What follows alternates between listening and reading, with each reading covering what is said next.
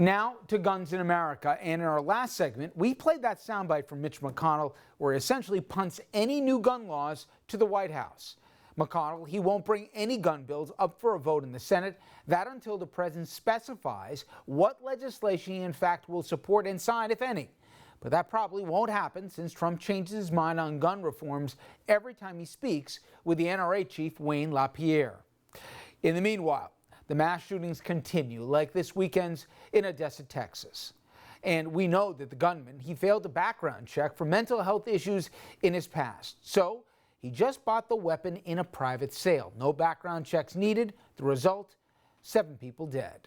And that coming just weeks after mass shootings in El Paso and Dayton, a total of 31 people dead in both of those mass shootings. Which leads to this grisly statistic. There have been more mass shootings than days of the year so far in 2019, and 53 people died in mass shootings in the month of August alone. So, if our political leaders cannot produce answers on guns that makes our nation safer, well, perhaps our medical leaders can step into that yawning void. Now, Dr. Vin Gupta, he is a critical care physician. He formerly served in the Air Force, so he actually knows what actual battle medics have to deal with. And he also serves as assistant professor of pulmonary and critical care medicine at the University of Washington. And they compile comprehensive data on a host of medical issues, including data that comes relating to deaths from gun violence all around the globe. And it's a sad testament that we're going to talk about mass gun violence in this country. And I put this in context because you not only have critical care experience, but military experience. And that's somehow, some way, a rational connection to what we've seen here. We saw, obviously, the shootings separated by just hours, 2 mass shootings. And it struck me by how quickly it left the national consciousness as just kind of the sad norm. As somebody who follows and tracks the data, and we'll get into the global comparisons right now, that's got to be shocking, but somehow normal now. It is. It's tragic. It's shocking. It's something that I've seen both as a clinician in ICUs across the country, if not the world, caring for people who have unfortunately been the victims of not necessarily mass shootings, but soldiers who've taken hits from assault rifles. These are weapons of war that, as a physician, as a military doc, I get trained on how to contend with, how to treat these wounds. I can tell you, as somebody who trained as a civilian physician as well, our docs, our nurses across the country, we don't expect to see these types of wounds. It's not part of normal curriculum, part of our normal medical education. And so it's tragic, it's unexpected. Few people are trained in how to deal with both the emotional and physical trauma of this type of violence. And so, yes, it's also sad commentary that this is something that comes and goes in the national consciousness so quickly. What I'd love is something I don't think is often discussed. We'll talk about the numbers. People will see pictures of the guns or a file video of them. But I had a conversation yesterday with a former board member of the NRA. And to me, at least, it got frustrating because the narrative, and we've heard it many times before, is, hey, you know, you call something an assault weapon to somebody else, it's different, tomato. At the end of the day, you can modify these things. What's the real difference? Well, explain the difference from inside an emergency room or when you're treating somebody in triage care on a battlefield.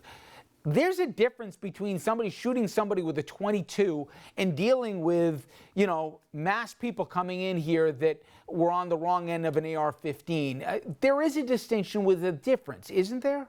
Yeah, there is. That's a really important question. I think something we don't talk enough about is what is the difference in the wound? What is the difference in the severity of injury for the patient and the likelihood of survival if they were to get hit by an AR-15 style weapon, which is not only used in Dayton, El Paso, but was recently used in Odessa, versus a regular pistol. And the difference is huge. And I can say this as somebody who has seen wounds from both regular pistols and from AR-15 style weapons, that a bullet from an AR-15 weapon flies at a supersonic speed. And when it hits soft tissue, it actually bursts. So it's kind of like a mini bomb hitting a patient, hitting a victim, versus a bullet from a regular handgun, far slower, far more localized injury. So you're less likely to have a lethal hit or a lethal injury from one bullet from a regular handgun versus one bullet from an AR-15 style weapon. It's a huge difference. The other thing I run into a lot is this, if not fatalism, this kind of resignation that, hey, forgetting the ineptitude that we have in the inertia in D.C., but no law can really fix this. There's just too many guns. Two things. One, you talked about a model that you think might work here from, of all places, Mexico. And then you said that it's been tried and it's been effective in places like South Africa and Austria, where legislation, real legislation, enforced legislation actually makes a tangible difference, and you've seen numbers that bear it out. Yeah. Well, I think one thing that we lack here in the United States, and Congress is about to take session next week, is going to be taking up some of these bills. And, we know, I think the terms of engagement on both sides. One thing that we do not do enough of in the United States that other countries have cracked the code on is conceiving of this epidemic, gun violence, as a public health emergency. And I say that because we have no stipulations, if you're a civilian, to go through gun safety training, how to properly load a gun, how to properly unload a gun, how to safely store it.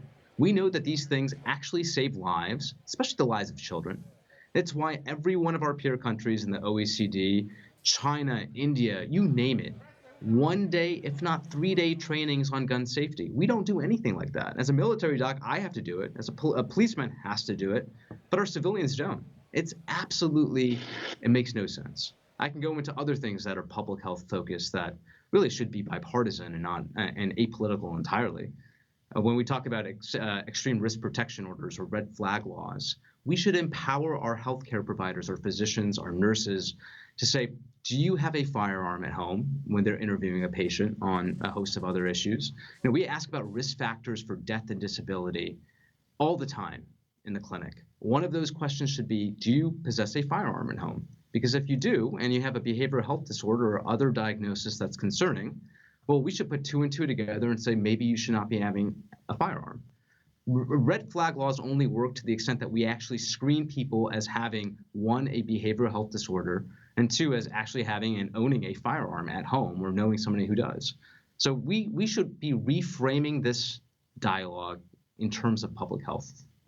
Problem with what you're saying is it just makes too much sense, I guess. But I just have a feeling, and I've been burned before on this, Sandy Hook obviously very close in our viewing area here, and many people, myself included, thought if that couldn't change the national narrative on this and get some action, what will? But between the polling and the election cycle we're in and the makeup as it speaks for D.C. right now, with political survival always being the #1 thing, maybe, just maybe, at least universal background checks, we can actually see some headway. But Dr. Vin Gupta, I really appreciate a few minutes. Good conversation. Thank you. Thank you, sir, for having me.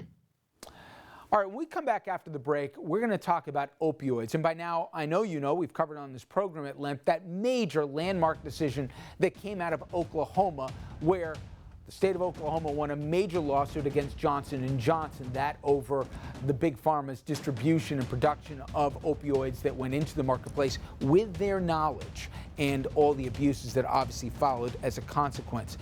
When we come back, I'm going to talk to an attorney who's involved in a lot of these cases where he sees that decision impacting all the cases, the thousands of cases that are going on as we speak. Stay with us.